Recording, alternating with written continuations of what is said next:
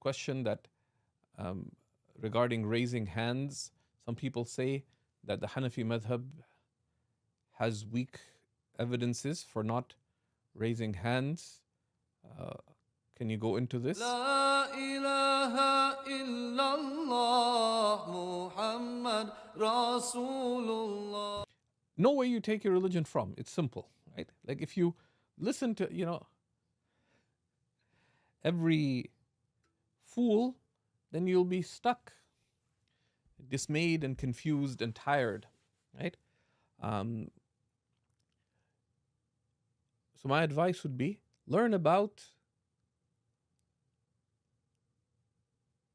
what constitutes the mainstream of Islamic scholarship. Learn about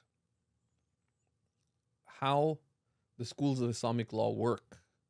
Right? So we have a number of resources related to that at Seeker's Guidance.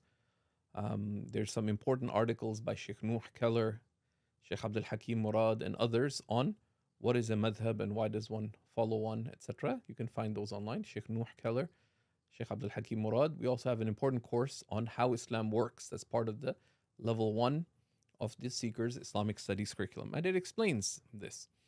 So in short, there are hadiths about raising hands that are sahih. And there's other hadiths about not raising hands that are sahih. The Hanafis understand the hadiths about not raising hands to be the final practice of the Prophet ﷺ. And this is a matter that the Sahaba differed upon.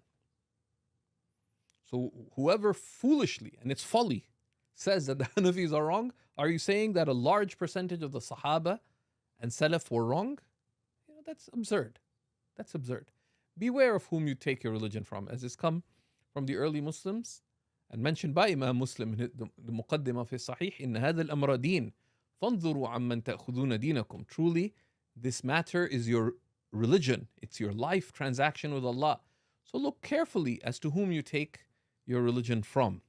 Look carefully as to whom you take your religion from. Right? So, and there's a good book by a dear friend of ours, Sheikh Abdurrahman ibn Yusuf. It's published by White Thread Press, called Fiqh al-Imam. And it goes into the textual proofs. But there are sahih hadiths about raising hands. The Hanafis don't deny them. There's also sahih hadiths about not raising hands. And the issue is which comes last, number one. Right? Which comes last? And the Hanafi understanding, like the understanding of a great many of the Sahaba, is that the final practice of the Prophet ﷺ is not to raise his hands. And that's the understanding of a lot of the tabi'een, and that's what Imam Abu Hanifa took through a lived transmission of the Sunnah from his teachers, like Ibrahim al-Nakha'i, who took from the foremost of the students of Sayyidina Abdullah ibn Mas'ud and other companions. La ilaha illallah Muhammad Rasulullah.